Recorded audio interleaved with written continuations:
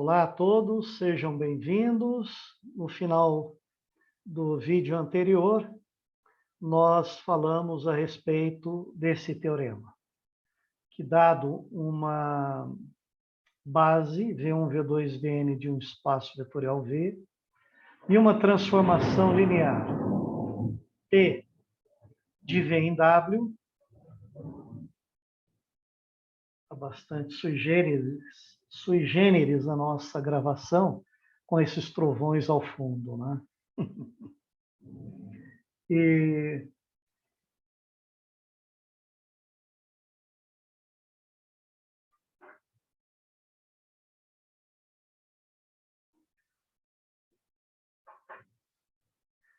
se esse conjunto das imagens dessa base for linearmente independente, a transformação é injetora e vice-versa. Se ela é injetora, esse conjunto é linearmente independente. E a dimensão do contradomínio de T é maior ou igual à dimensão do V.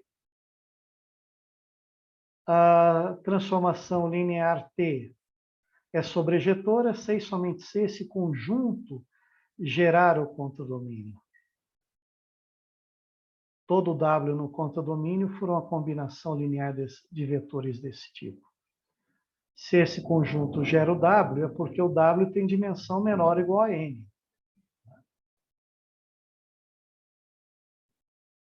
E ela é bijetora, se e somente se a imagem dos vetores da base for uma base de W. Não é?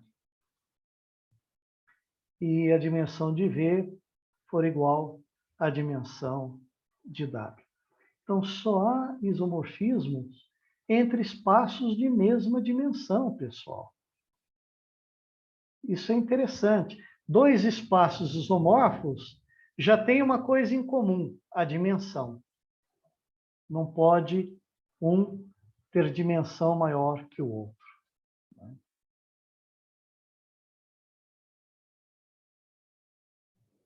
E agora vamos falar nesse outro teorema que apenas reforça, não é?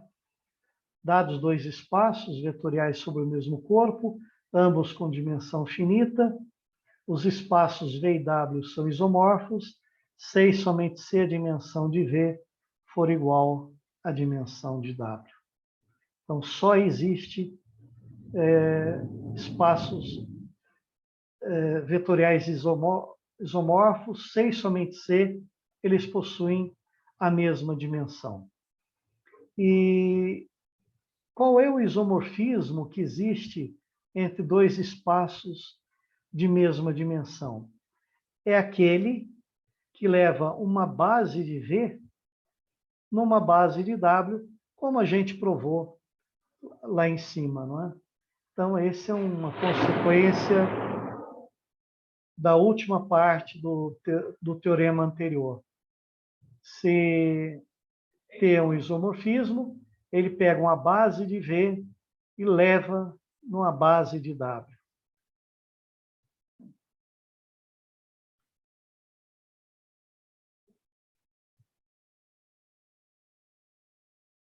A demonstração, então, está feita com detalhes e os leitores estão estimulados a ler essa demonstração. Sintam-se estimulados para ler essa demonstração, que basicamente repete o de cima. Na verdade, o teorema de cima já diz, olha, dois espaços são isomorfos, se e somente se levam a base, existe um isomorfismo, ou melhor, T é um isomorfismo, se e somente se, ele leva uma base de V numa base de W.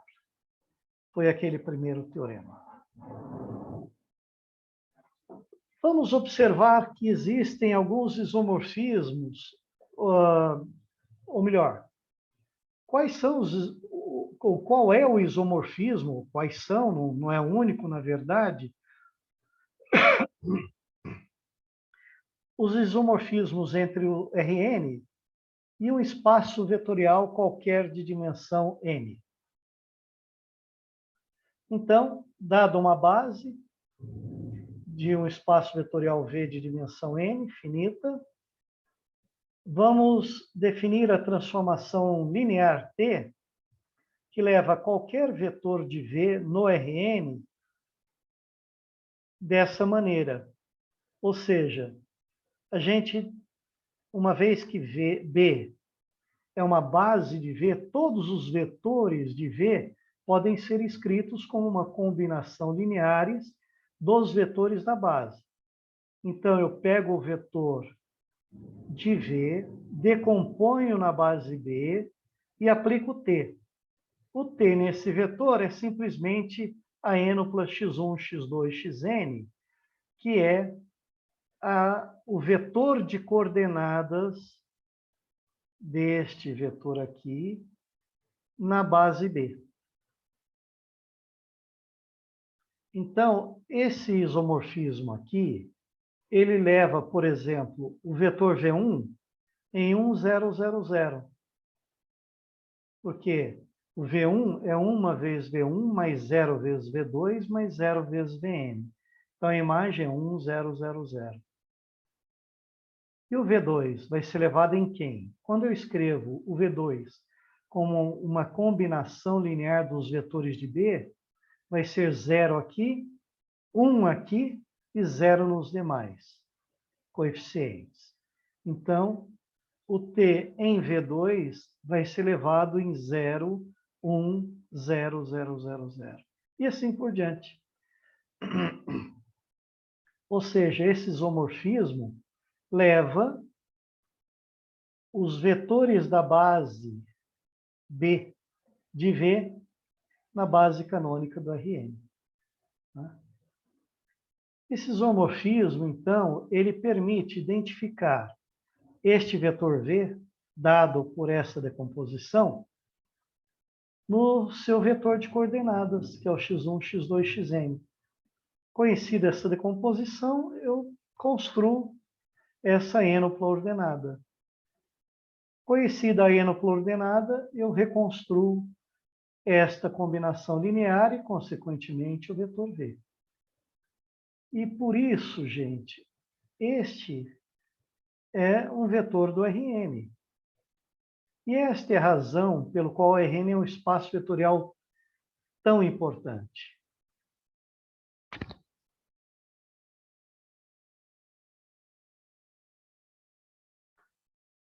Trabalhar e fazer contas no Rn é muito simples. E ele é isomorfo a todo espaço vetorial de dimensão n. Então, quando eu estou no espaço vetorial V qualquer, eu tomo a base nesse qualquer de dimensão finita, né? Tomo a base nesse espaço, decomponho o vetor nesse espaço e identifico esse vetor com essa ênupla ordenada. Trago o problema para o Rn. Faço todas as contas no Rn. Obtenho como resultado uma ênupla. E aí uso novamente esse isomorfismo para recuperar o vetor original. Em particular, muitos isomorfismos, aqui o nosso isomorfismo fez referência a uma base. Eu precisei escolher uma base para definir o nosso isomorfismo. Mas existem isomorfismos que podem ser definidos independentemente da escolha de uma base. Esses isomorfismos são chamados de isomorfismos canônicos e os espaços envolvidos de canonicamente isomorfos. Sob o ponto de vista da álgebra linear, os espaços canonicamente isomorfos são indistinguíveis. Tudo que existir ou for feito em um pode ser transformado para o outro através do isomorfismo. Vamos pegar o espaço vetorial das matrizes linha, com N entradas, ou das matrizes coluna. Aqui usei o símbolo de transposto para indicar uma matriz coluna e economizar espaço. Não é? Se não quiséssemos, poderíamos denotar essa matriz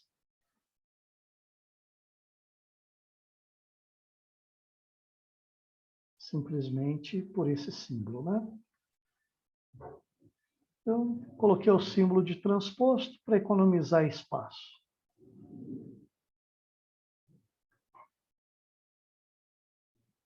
Então, há um isomorfismo canônico entre o Rn, o das matrizes linha e das matrizes coluna, com n entradas.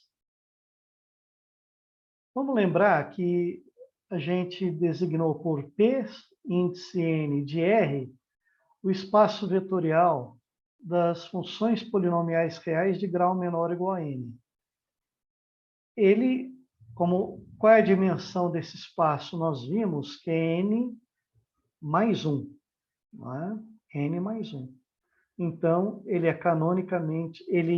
vamos mostrar que ele é canonicamente isomorfo ao Rn mais 1. De que maneira? Observe que aqui começamos com a zero, portanto, aqui nós temos n mais 1 entradas.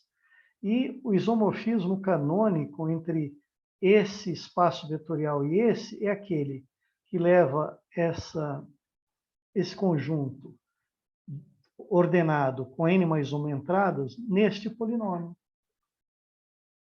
onde os A's aqui passam a ser os coeficientes. Conhecido esse conjunto, que está no Rn mais 1, construímos essa função polinomial. E vice-versa. Construímos, tendo esta função polinomial, tomando os coeficientes do polinômio, construímos esse conjunto ordenado em Rn mais 1. Não? É uma n mais 1 upla ordenada. Então, o isomorfismo seria aquele que pega T nessa ênupla e leva em P. Vamos explorar esse isomorfismo canônico para resolver alguns exercícios. Vamos supor que eu tenha, no espaço das funções polinomiais, todos eles aqui estão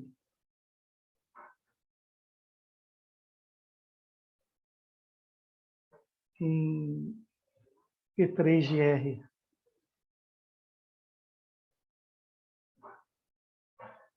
Vamos pegar, então, uma base para o espaço das funções polinomiais de P3 em R, gerado por essas funções polinomiais, P1, P2, P3, P4, que estão relacionadas aqui.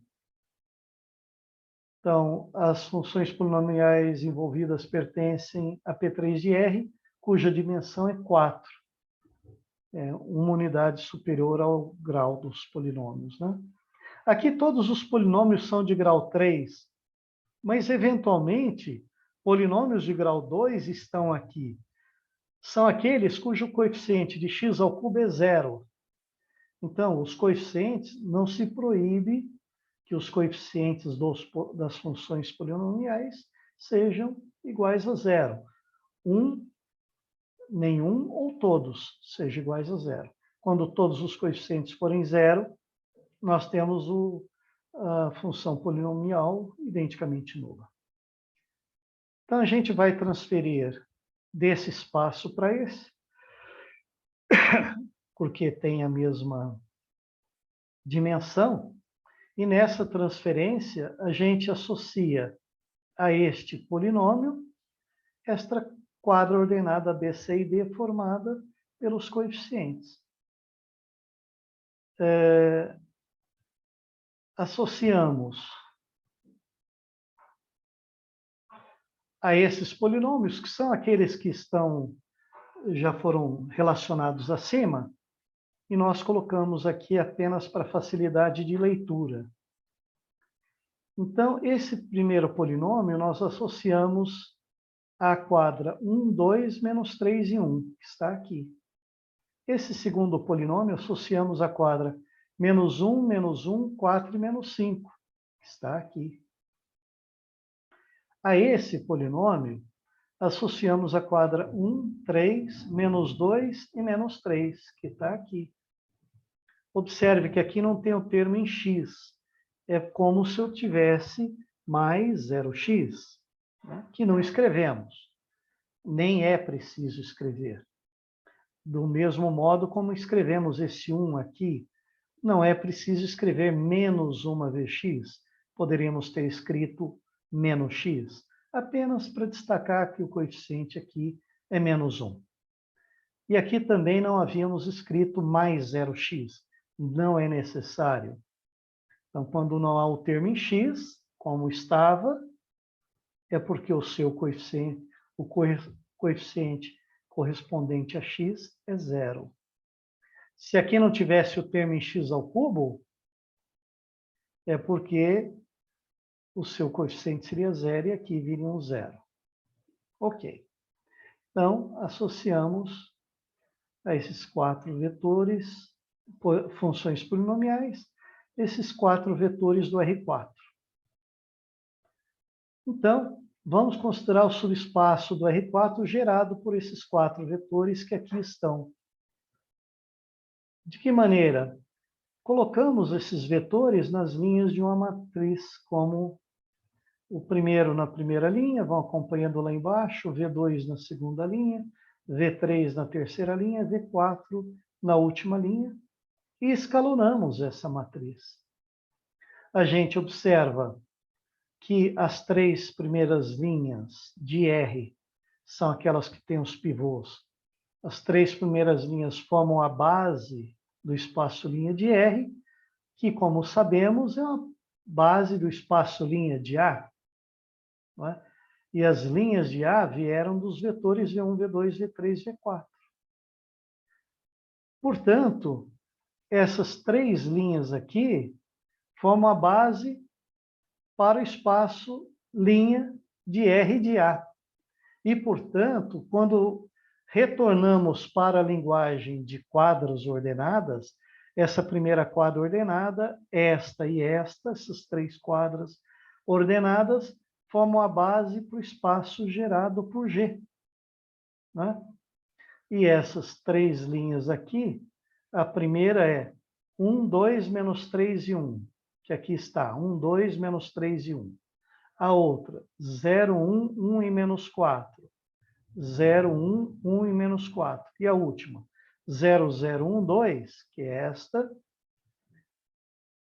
que eu chamei de W1, W2 e W3, formam uma base do espaço gerado por G, porque as linhas de A vieram dos vetores de G. Bom, achei a solução no R4, mas eu quero a solução no espaço das funções polinomiais. Então, para retornar, a gente usa o isomorfismo inverso, que associa a quadra ABCD a esta função polinomial. Então, os polinômios correspondentes a esses 4 vetores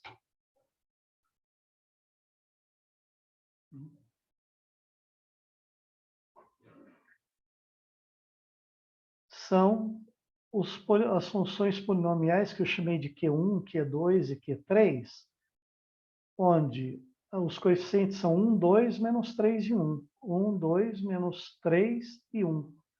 Aqui os coeficientes são 0, 1, 1 e menos 4. 0 é o coeficiente correspondente ao termo constante. O 1 ao termo em x. 0, 1, 1 e menos 4. Aqui no Q3 é 0, 0, no W3 é 0, 0, 1, 2, que corresponde a 0 mais 0x mais 1x2 mais 2x ao cubo. E se fosse 0 aqui? É porque não teria o termo em x ao cubo. Tá? Esta é uma base para o espaço gerado por esses polinômios aqui. Como esta base possui 3 vetores, esse conjunto aqui não gera todo o espaço, porque o espaço todo tem dimensão 4. Esses 4 polinômios geram um subespaço de dimensão 3. Porque o conjunto aqui, olha, veja que a última linha zerou aqui. Então, eu só tenho 3 vetores como base do espaço gerado, né? Então, esses 3 vetores não geram todo o espaço das funções polinomiais reais de grau menor ou igual a 3. O que é interessante observar é que esses 3 polinômios não fazem parte do conjunto gerador original. E se eu quisesse uma base formada pelos vetores do conjunto G original, qual seria o truque? Em lugar de colocar os polinômios ao longo de uma linha, colocamos os coeficientes do polinômio ao longo de uma das colunas da matriz. Então, neste exemplo, nós vamos determinar uma base do espaço gerado por essas funções polinomiais, P1, P2, P3 e P4, que estão relacionados aqui. E eu quero uma base para o espaço gerado por essas 5 funções polinomiais, né? E formado por vetores deste conjunto, ou seja, funções polinomiais desse conjunto. Todos esses polinômios têm grau no máximo 2, todos eles. Mesmo que um deles tivesse, por exemplo, se esse aqui não tivesse esse termo, estaria ainda neste conjunto? Sim, porque esse conjunto é constituído ou formado pelas funções polinomiais de grau menor ou igual a 2. Né? Então, esse polinômio faria parte também.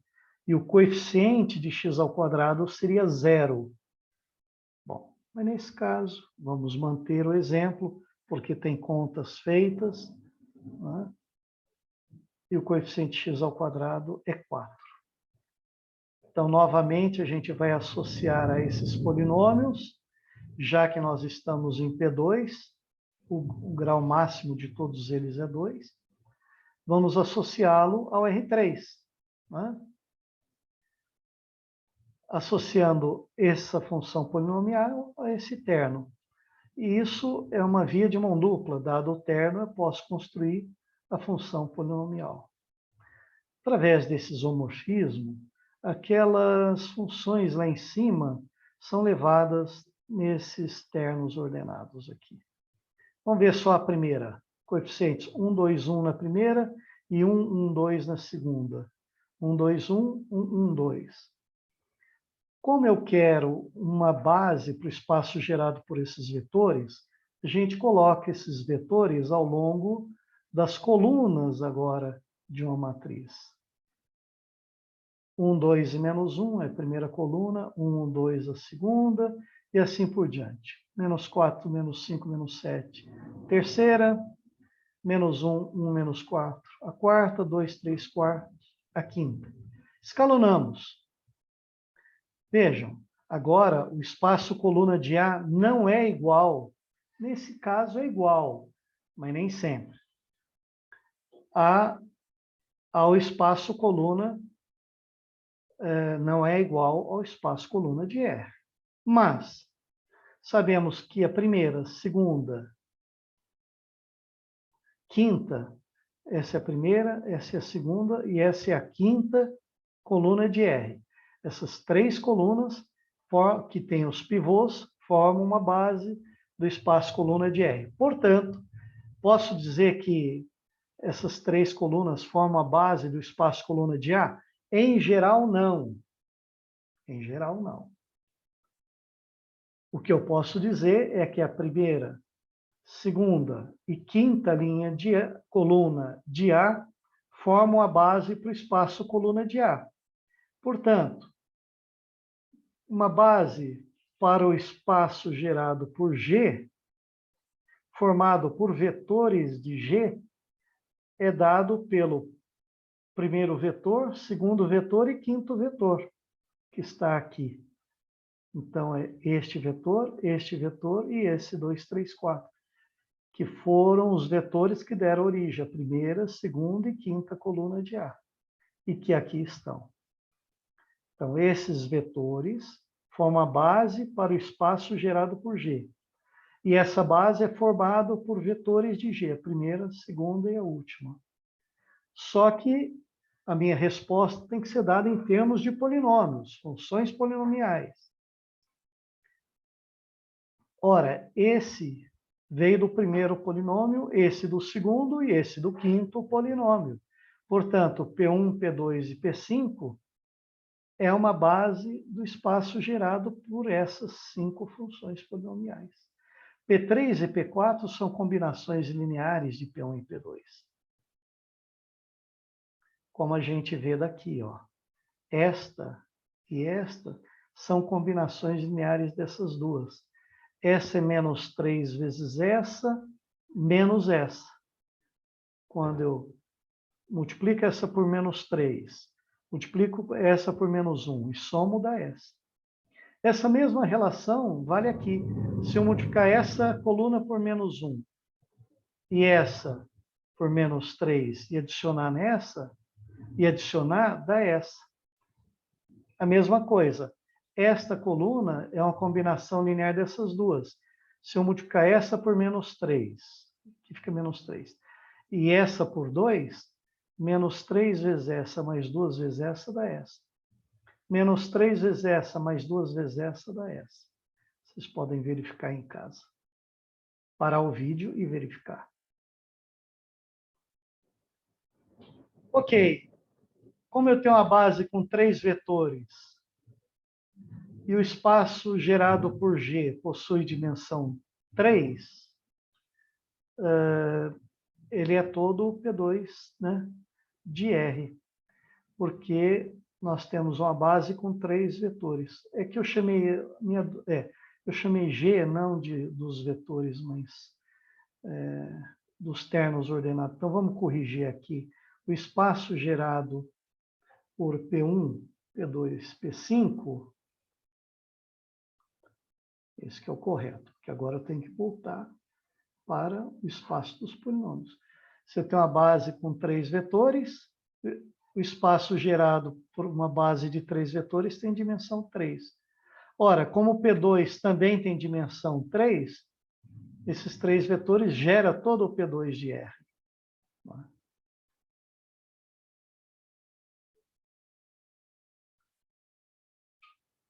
E esse teorema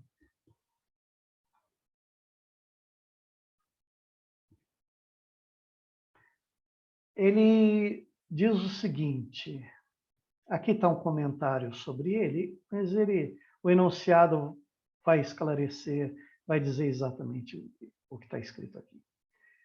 Vamos considerar 2 espaços vetoriais sobre o mesmo corpo, e ambos com dimensão n.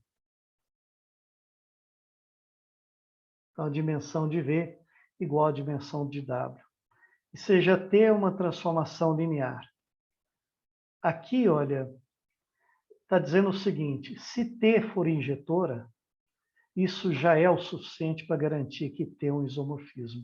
Ou seja, sai gratuitamente o fato de que T é sobrejetora. E também, se provarmos que T é sobrejetora, então T é um isomorfismo.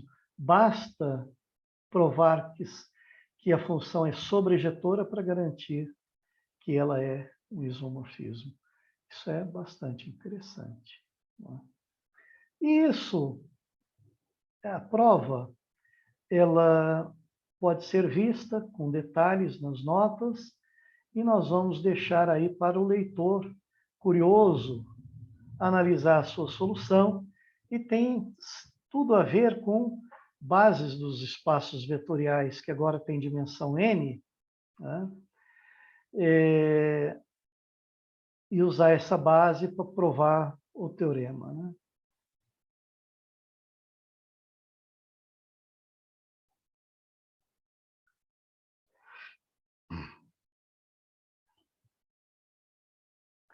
Aqui, olha, nós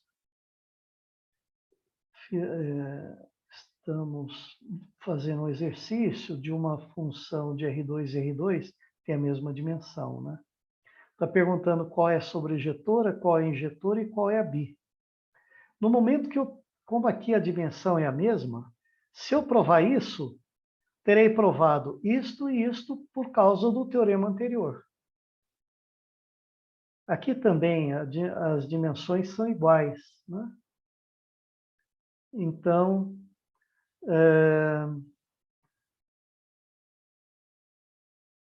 se ela for sobrejetora, ela já é injetora e bijetora. Se ela não for sobrejetora, aí, bom, ela pode ser injetora ainda no caso, porque essa aqui não é sobrejetora, evidentemente, porque a terceira entrada é zero. Terceira entrada é zero. Então, sobrejetora não é. Mas ela ainda pode ser injetora. Mas injetora também não é. Porque, olha, se eu pego XY e 1, a imagem vai ser XY0. Se eu pego XY e 2, a imagem vai ser XY0. Então, nós temos dois pontos distintos levando na mesma imagem. Então, essa função não é nem sobrejetora, nem injetora, e, portanto, não é bijetora. E aqui, essa transformação, que é multiplicação por uma matriz, que no caso não é quadrada, verificar se ela é injetora, se ela é sobrejetora, e como as dimensões dos espaços aqui são diferentes, né? Certamente bijetora não pode ser, porque ela é uma transformação linear. Se fosse bijetora, seria isomorfismo, mas isso é vedado, porque os espaços têm dimensão distintas.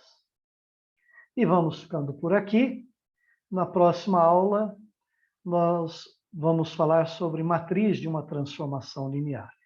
Então, um até breve a todos, até a próxima aula.